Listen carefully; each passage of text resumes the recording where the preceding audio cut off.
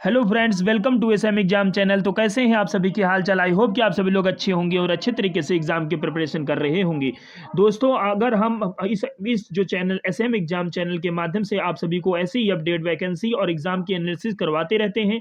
दोस्तों, ऐसी ही पल पल की अपडेट पाने के लिए एसएम एग्जाम चैनल को सब्सक्राइब करके बेल आइकन को प्रेस कर दीजिए, ताकि आपको समय समय पर ऐसी अपडेट ही मिलती रहे। वीडियो को लाइक करना और अपने दोस्तों भाइयों के साथ शेयर करना न भूलें, और कमेंट करके जरूर बताना कि आपको वीडियो कैसी लगी और कौन कौन इस वैकेंसी को अप्लाई करना चाहता है। अब आपको बताएंगे कि इसमें जो है यूट्यूब पर आप बहुत बार देखे होंगे KVS रिक्रूटमेंट के बारे में आपको बताया गया होगा कि लेकिन हर पोस्ट डिटेल के साथ आपको इस वीडियो में बताएंगे कि कौन कौन से पद हैं और कौन अप्लाई कर सकता है, सिलेक्शन प्रोसेस, जो रिलैक्सेशन छूट किन किन को मिलेगी और पोस्ट कौन कौन सी है, एग्जाम डेट कब होगा, सिलेबस पूरी A to Z आपको जानकारी मिलेगी। तो आप चलते हैं, आपको बताते हैं कि KVS टीचिंग जो है, नॉन टीचिंग डिपार्टमेंट KVS जो टीचर और नॉन टीचर टीचिंग की वैकेंसी निकली है।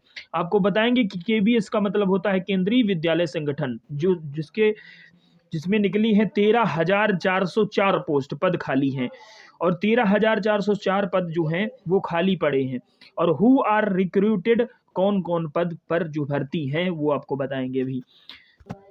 आपको बताते कि प्राइमरी टीचर जो 6,414 पद खाली हैं, उसमें मैक्सिमम एज आपकी 30 साल मांगी है, मैक्सिमम एज इसमें।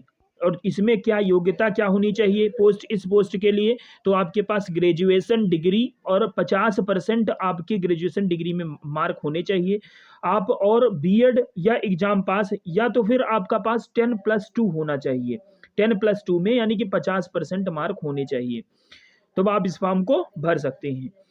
प्राइमरी टीचर म्यूजिक के लिए जो है, इसमें जो आप बात करें तो प्राइमरी टीचर की 303 पोस्ट खाली हुई हैं, और इसमें जो है इंटरमीडिएट विद 50% मार्क मांगा गया है।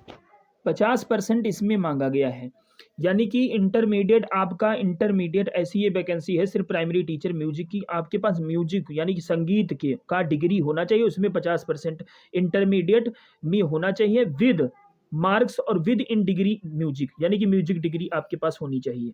50% आप पास यानी कि मार्क होने चाहिए नंबर इंटर में, ठीक है। आई होप कि समझ गए होंगे। अब देखो पीजीटी है। अब दूसरी वैकेंसी है पीजीटी, यानी कि PG2 को कहते हैं post graduate teacher. Post graduate teacher में 1405 वैकेंसी निकली हैं। कितनी निकली हैं आपको बता दें, 1405। अब इसमें भी मैक्सिमम एज आपकी मांगी गई है, तो इसमें 40 साल मांगी गई है।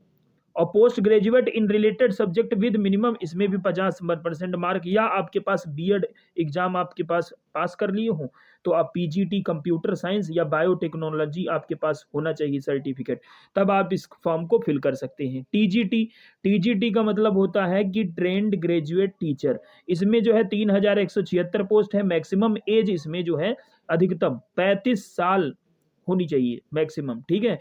और ग्रेजुएशन इसमें जो है आपका मांगा गया है degree in related subject with minimum 50% mark. इसमें आपके पास 50% मार्क होने चाहिए ग्रेजुएट डिग्री में। ग्रेजुएशन आपने किया हो तब इसमें होना चाहिए, और या तो फिर क्या बीएड एग्जाम पास होना चाहिए। लाइब्रेरियन की इसमें वैकेंसी 355 निकली है। इसमें मैक्सिमम एज 35 ईयर्स मांगी गई है, और इसमें जो एजुकेशनल क्वालिफिकेशन आपकी मांगी गई है graduation degree, diploma in library science. आपके पास ग्रेजुएशन होना चाहिए लाइब्रेरी साइंस में, तो आप इस फॉर्म को फिल कर सकते हैं।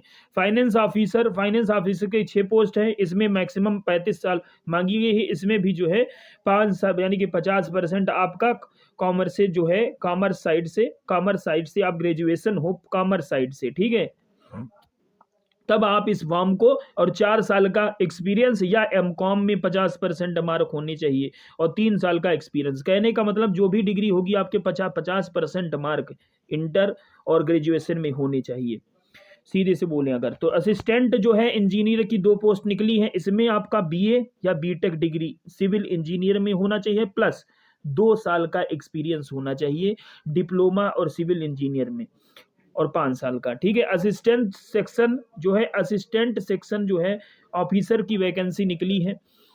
ASO 156 पोस्ट है। इसमें मैक्सिमम एज 35 ईयर्स मांगी गई है। असिस्टेंट सेक्शन ऑफिसर में निकली हुई है। स्टेनोग्राफर ग्रेड 2, इसमें 54 वैकेंसी है, और इसमें भी मैक्सिमम एज 27 साल मांगी गई है। और इंटरमीडिएट इसमें जो है स्टेनोग्राफर ग्रेड 2 में इंटरमीडिएट आप इंटर पास होने चाहिए किसी भी एनी रिकॉग्नाइज्ड बोर्ड से। आप किसी भी बोर्ड से पास हैं तो आप इस फॉर्म को फिल कर सकते हैं। ठीक है।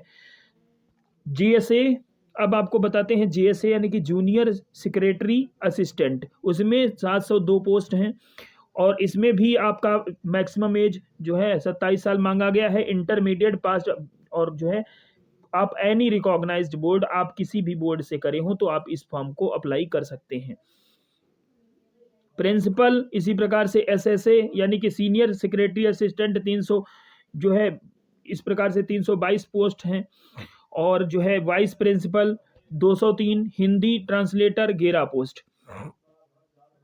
तो आपके पास इस प्रकार से कुछ वैकेंसी हैं जिनमें सभी का कोई किसी में इंटरमीडिएट, किसी में आपको बता दें हैं, किसी में इंटर मांगा गया है, किसी में जो है आपका ग्रेजुएशन मांगा गया है, बीए या बीकॉम या बीएड या डीएलएड आपका मांगा गया है। आपका सीधा जो बोले हम, अगर हम सीधे बोलें दोस्तों तो आपने अगर बीएड या टीचिंग का कोर्स किया है तो आप अपने पोस्ट के हिसाब से अप्लाई कर सकते हैं।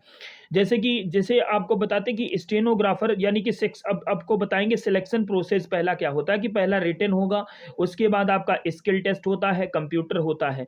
अब लगभग ज़्यादातर आप अपनी पोस्ट के हिसाब से देख लीजिएगा, हम आपको बताते हैं कि किस तरीके से पैटर्न इसका सिलेबस होता है और कैसा इसका जो पूछा जाता है कंप्यूटर को किन किन लोगों के लिए ज़रूरत है और किन किन लोगों के लिए इसका जो है फॉर्म ज़रूरी होता है और किन लोगों के लिए जो है इसमें कौन कौन सी एलिजिबिलिटी है, सब सारी चीज़ आपको बताएंगे। आपको स्किल टेस्ट यानी कि टाइपिंग आपको जो है इसमें 35 वर्ड पर मिनट करना जो है टाइपिंग, इंग्लिश 30 या 30 वर्ड पर मिनट हिंदी में टाइपिंग करना पड़ेगा। और जो है स्किल टेस्ट आपको जो इसमें डिक्सेशन, अब आपको बात करें कि स्टेनोग्राफर के लिए जैसे कि मान लीजिए डिक्सेशन और ट्रांसक्रिप्शन क्या होता है। डिक्सेशन होगा ये कि डिक्सेशन मतलब आपको कोई चीज़ बोली जाएगी, आपको उसको सुनकर आपको 80 वर्ड पर मिनट से आपको 10 मिनट में टाइपिंग करना पड़ेगा। ट्रांसक्रिप्शन का मतलब होता है कि उसमें आपको 50 मिनट में इंग्लिश और हिंदी 65 मिनट में दिया जाएगा कंप्यूटर पर टाइपिंग करने के लिए। आई होप कि आप सभी लोगों को क्लियर हो गया होगा। और जो सीबीटी आपका कंप्यूटर बेस्ड टेस्ट होता है, सीबीटी होगा एग्जाम जिसमें 120 क्वेश्चन होंगे, 120 नंबर के और 120 मिनट आपको दिया जाएगा, टाइम दिया जाएगा। तो आपका 120 जो है मार्क होंगे, नंबर होंगे, 120 क्वेश्चन यानी एक नंबर का एक क्वेश्चन होगा और 120 मिनट आपको दिए जाएंगे, यानी कि कहें तो 2 घंटे का समय होगा। ठीक है। और सिलेबस आपका इंग्लिश होगा, हिंदी होगा, जीके होगा, रीजनिंग होगा, मैथ होगा, कंप्यूटर होगा। ये सभी आपका जो है ज़्यादातर इसमें से ही पार्ट से पूछा जाता है। और इंग्लिश में जैसे कि आपके 25 हर सभी में सब्जेक्ट में जो है 25, जैसे कि मान लीजिए इंग्लिश के पूछे, हिंदी के 25, जीके के 15 और रीजनिंग में 20 और जो है मैथ में 20 और कंप्यूटर में 15, इस प्रकार से क्वेश्चन पूरे टोटल पूछे जाते हैं। सैलरी आपकी जो है 4th ग्रेड की आपकी रहती है, 4th लेवल की। और सेकेंड लेवल की आपको बताएं कि 25,500 से स्टार्टिंग होगी और जो है 81,100 लेवल 4 का वेतन मिलेगा। ठीक है। इसमें अब आपको बताते कि ये तो फर्स्ट स्टेज था, फर्स्ट स्टेज। अब सेकंड स्टेज, अब आपको बताते सेकंड स्टेज। फर्स्ट स्टेज में क्या होता है, रिटन एग्जाम। सेकंड स्टेज में आपका शॉर्ट हैंड टेस्ट होगा। शॉर्ट हैंड टेस्ट आपको बताया था कि जैसे कि आप की सेकेंड स्टेज में जैसे कि शॉर्ट हैंड डिक्सेशन यानी कि कोई भी डिक्सेशन आईडियो आपको सुनकर 10 मिनट में 80 वर्ड पर मिनट में देना होगा और इसी प्रकार से टाइम देता है। और ट्रांसक्रिप्शन में 50 मिनट, जैसे हिंदी में दिया, इंग्लिश में 50 मिनट या 65 मिनट हिंदी में और कंप्यूटर पर देना होगा। इसकी नेट टाइपिंग स्पीड और इंग्लिश 40 वर्ड पर मिनट और हिंदी 35 वर्ड पर मिनट, इस हिसाब से आपको शॉर्ट हैंड टाइपिंग करना पड़ता है। और थर्ड स्टेज में आपको कंप्यूटर जो है प्रोफिशिएंसी टेस्ट देना पड़ेगा, यानी कि जैसे कि आपके पास MS वर्ड, MS एक्सेल और MS एक्सेस और MS जो पावर पॉइंट होता है और इंटरनेट, आपको जो है 100 मार्क इसमें दिए जाते हैं। 100 नंबर अब आपको इसमें टाइप करना पड़ता है थर्ड स्टेज में आपको ये करना पड़ता है। अब आपको बताते हैं कि इसमें जो है टीचिंग, जो नॉन टीचिंग की जो केंद्रीय विद्यालय संगठन है, इसका जो है फीस क्या होता है। असिस्टेंट कमिश्नर और जो प्रिंसिपल वाइस प्रिंसिपल के लिए आपको 2300 रुपये देने पड़ेंगे इस पद के लिए आपको।